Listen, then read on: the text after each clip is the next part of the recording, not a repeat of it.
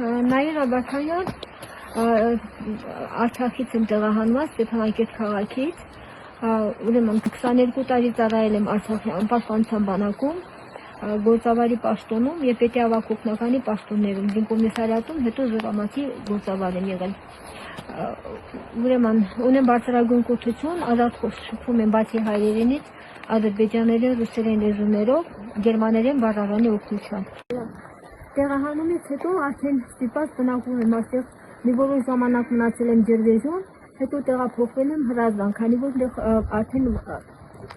մնալու տեղ չունեի։ Հաջող գոյատևում եմ առանց կոմունալ պայմանների, հոսանք չկա, ջուր չկա եւ այլն, որոշ կոմունալ պայմաններում։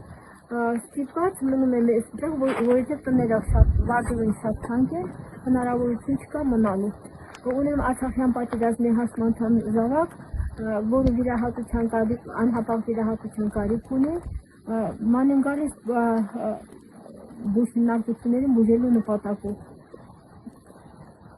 Խնդրում եմ բարերարներին, ովքեր կարող են, գան տեսնեն, ինչ պայմաններում են բնակվում։